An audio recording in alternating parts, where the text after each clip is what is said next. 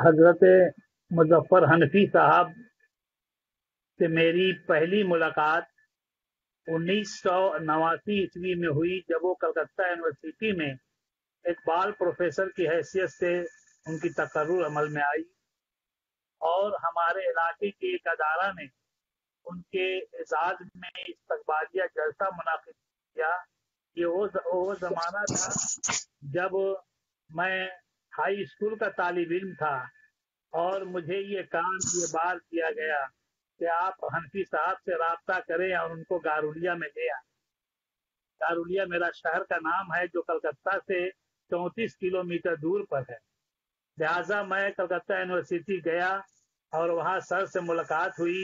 انہوں نے میری دعوت قبول کی اور گارولیا آنے کا وعدہ کیا۔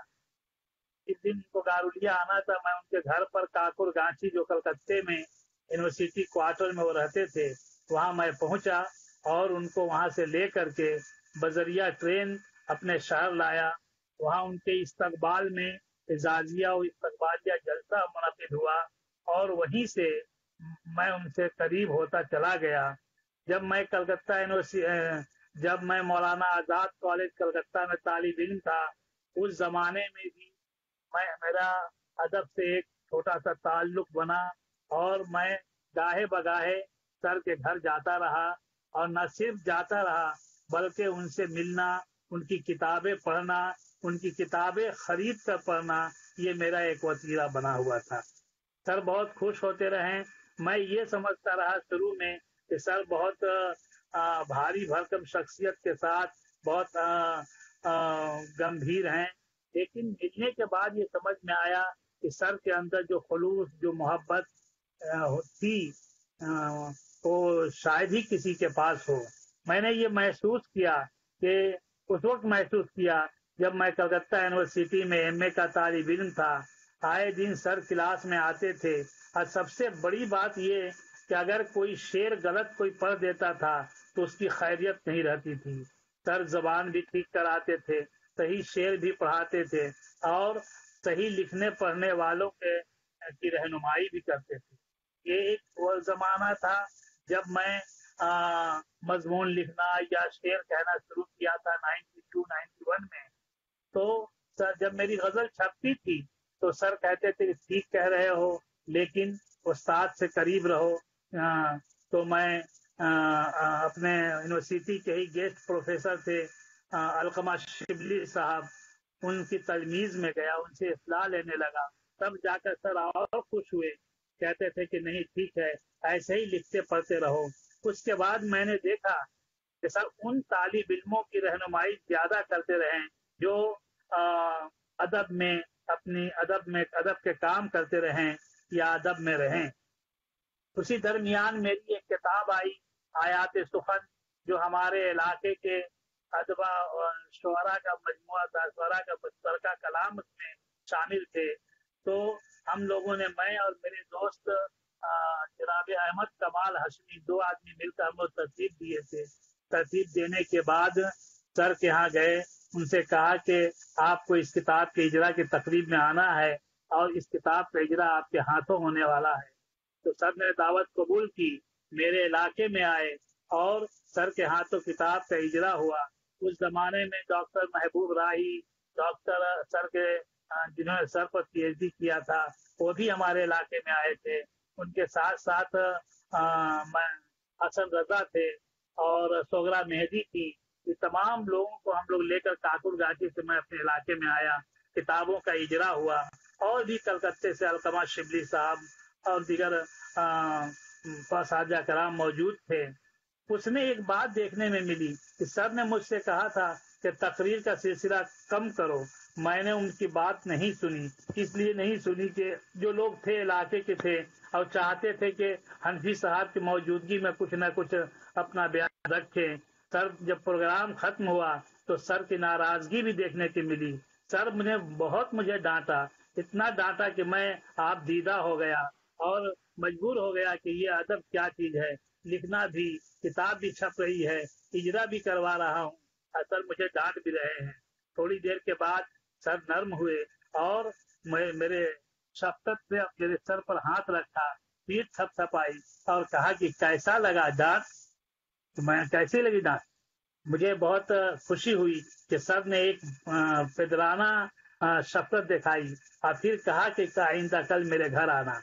मैं जब घर गया तो सर समझाए, कहें कि मैं तब उस वक्त मुझे समझ में आया कि सर का तेवर क्या है। गलत बातों को, गलत कामों को सर पसंद नहीं करते हैं। उस वक्त से लेकर के आज तक मैं उनके इंतकाल तक सर से बहुत करीब रहा।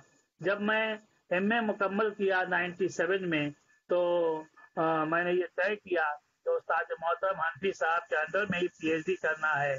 जब सर के यहाँ मैं और मेरी एक दोस्त साबरा खातून है ना, हम दोनों पहुंचे कि सर आपके अंडर में हम लोग पीएचडी करना चाहते हैं। तो सर ने कहा कि तुम मेरे अंडर में कर पाओगे? मैं बहुत सख्ती से काम लूंगा और काम करना पड़ेगा। मैंने कहा कि यकीन जानिए कि मैं काम करूंगा। सर ने मौजू दिया। मेरे मेरे पीएचडी का मौजू रहा उर्दू शायरी में हिंदुस्तानियत एक तनकीदी मुताला। उस पर काम शुरू हुआ। सर ने अपनी लाइब्रेरी बहुत सारी मौके पर सर ने मेरी मदद की।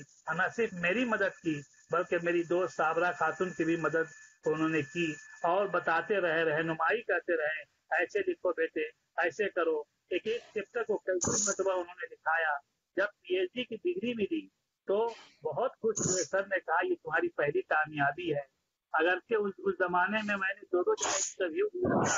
पब्लिक सर्विस कमीशन में मेरी नौकरी नहीं हुई, कॉलेज स्कूल सर्विस कमीशन में मेरी नौकरी नहीं हुई, लेकिन सर ने दिलासा दिया कि बहुत बड़ी कामयाबी तुम्हारा इंतजार कर रही है, तुम पढ़ते लिखते रहो।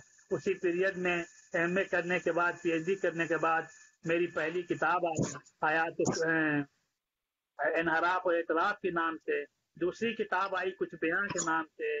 तो सर ने दो नसरी मज़ामीन के मजमुआ देखने के बाद उन्होंने खुशी का इजहार भी किया और तंबीह भी की, ऐसे नहीं ऐसे लिखो और लिखो, सलीके से लिखो। मैं लिखता पढ़ता रहा। जब शेरी मजमुआ आने की बात हुई, सर ने कहा, मैंने उनसे कहा कि सर आप अपनी राय लिख दीजिए, मैं ला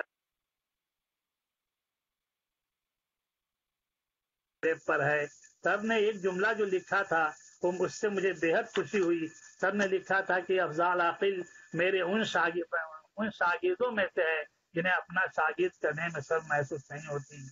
और उसके बाद मेरी किताब थी नजीम शोरा और तमाम किताबों पर लगभग सर की राय और राय मौजूद है।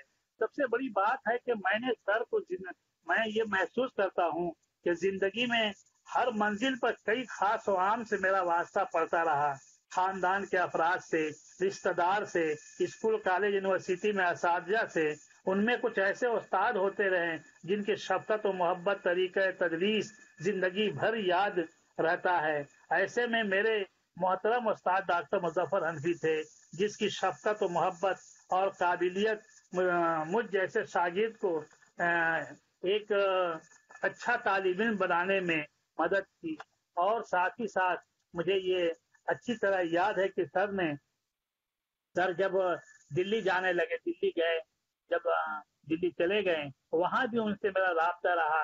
हर कम से कम हफ्ते 10 रोज 20 रोज के बाद मैं जब फोन करता रहा तो सर बहुत खुश होते रहे, बहुत पूछते रहे कि क्या कर रहे हो, क्या लिख रहे हो। उसी पीरियड में मेरी नौकरी हुई, एक कॉलेज में मैं प्रोफेसर बन गया और बनने के बाद सर से और राब्ता हुआ। कई किताबें मेरी आई, मैंने सर की किताबें भेजी, सर अपनी किताब के बारे में बताते रहे। सबसे बड़ी बात यह है कि सर का वो जुमला मुझे याद है कि जब भी मैं फोन करता था तो सिर्फ मैं कहता था अस्सलाम वालेकुम सर, तो सर कहते थे अच्छा अफजाल बोलो बेटे कैसे हो। मेरी अहलिया के मुतालिक पूछे थे कि मेरी अहलिया का नाम संजीदा खातून है, उससे संजीदा कैसी है, तुम्हारे बेटे कैसे हैं, क्या कर रहे हो, बेटे को अच्छी तरह से पढ़ाओ, उनकी पढ़ाई पर ध्यान दो, ख्याल रखो। ये तमाम बातें ऐसा महसूस होता था कि एक जैसे एक फादर, एक बाप जो दरियाफ्त करता है। सर के यहाँ, जहाँ सर मेरे उस्ताद थे, वहाँ मैं महसूस करता हूँ कि उनके इंतकाल के बाद मैं दूसरी मरतबा यतीम हुआ। और मुझे अच्छी तरह याद है कि सर ने एक मोहतरम और बाइखलाक उस्ताद की हैसियत से मेरी रहनुमाई की। उस्ताद मोहतरम डॉक्टर मुजफ्फर हनफी की शख्सियत मुअज़्ज़ज़ और मोहतरम इसलिए थी कि वह एक खुश अखलाक मुअल्लिम थे ان کی تقرری کلکتہ یونیورسٹی میں جب ہوئی، اس زمانے سے لے کر ان کے انتقال تک میرا رابطہ ان سے بہت ہی اچھا رہا. اچھا ہی نہیں رہا بلکہ میں یوں سمجھیے کہ ان سے رابطہ میں رہ کر میں نے بہت کچھ سیکھا. ان کی طبیعت میں ایک خاص طرح کی متانیت تھی، سنجیدگی تھی، رکھ رکھاؤ تھے. وہ ہر شخص کو آسانی سے نہیں کھلتے تھے ہر شخص پر. وہ خلیفہ وجدار تھے، احساس شناس تھے، اخلاص پسند تھے، حتیٰ کہ ضرورت پڑنے پر صاف صاف اپنی رائے کا اظہار کر دیتے تھے. اگرچہ اس سے بعض اوقات بعض حضرات غلط فہمی کا شکار ہو جاتے تھے. ان کی مثال یہ ہے کہ میں نے ابھی دی ہے اپنی کتاب کے حوالے سے. اس طرح میں یہ محسوس کرتا ہوں کہ ڈاکٹر مظفر حنفی سر بحیثیت معلم ان معنوں میں بہت سخت گیر تھے کہ وہ اپنے شاگردوں کے ذہن کو ہمیشہ بیدار رکھنا چاہتے تھے. ان معنوں میں وہ سخت گیر تھے کہ وہ کلاس میں گفتگو کرتے تو طلبہ پر وضع کی کیفیت طاری ہو جاتی. حنفی سر اپنے فرائض کی انجام دہی میں کبھی بھی تساہلی پسندی سے کام نہیں لیتے. وہ کلاس چھوڑ کر دلی نہیں جاتے، باہر کسی مشاعرے سیمینار میں نہیں جاتے کہ بچوں کلاس میں آگاہ ہو جائیں پر نقصان بچوں کا ہوگا. چاہے کوئی بھی موسم ہو، کسی طرح کی مصروفیت ہو، وہ تدریسی عمل سے دور نہیں رہے. کبھی کبھی تو ایسا دیکھا گیا کہ لوڈ شیڈنگ کے دوران بھی شدید گرمی اور پسینہ سے شرابور رہ کر غزل کے نکات سمجھا رہے ہیں، بتا رہے ہیں، بیان کر رہے ہیں. میں نے ان کی نگرانی میں پی ایچ ڈی مکمل کیا. ریسرچ کے دوران میں نے محسوس کیا کہ وہ ایک معلم اخلاق تھے. ان کے ہاں ایک حساس انسان کے دردمند دل تھا. وہ ساری دھڑکنیں موجود تھی ان کے ہاں جو ایک استاد میں ہونی چاہیے. میں ان کی شاعری سے کہاں تک متاثر ہوں مجھے نہیں معلوم، لیکن میں اتنا جانتا ہوں تو استاد محترم ڈاکٹر مظفر حنفی کے سب ضبط و تحمل اور بردباری کے بے شمار ثبوت ملتے ہیں. مجھے کہہ لینے دیجیے کہ وہ اہل علم اور دانشوروں میں منفرد مقام رکھتے تھے. ان کی پہلودار شخصیت میں وہ تمام خوبیاں موجود تھی جو ایک اچھے استاد، اچھے انسان اور اچھے رہنما میں ہونی چاہیے. بحیثیت شاگرد میں یہ بات فخر کے ساتھ کہتا ہوں کہ وہ اصول پسندی، صاف گوئی اور کھرے پن کی علامت تھے. ان کی ڈائری میں اعتدال پسندی کے سوا کچھ بھی نہیں تھا. ان کے انتقال سے ایک عہد کا خاتمہ ہو گیا. میری اللہ تعالیٰ سے میری دعا ہے کہ اللہ تعالیٰ ہمارے استاد محترم کو کروٹ پروٹ سکون عطا فرمائے، جنت میں اعلیٰ مقام عطا فرمائے، اور انہوں نے ادب کو جو کچھ دے گیا ہے اس کو پڑھنے، اس کی تقلید کرنے، ان کی رہنمائی میں ہمیں زندگی بسر کرنے کا موقع فراہم کرے. انہی باتوں سے میں اپنی باتیں ختم کر رہا ہوں. بہت بہت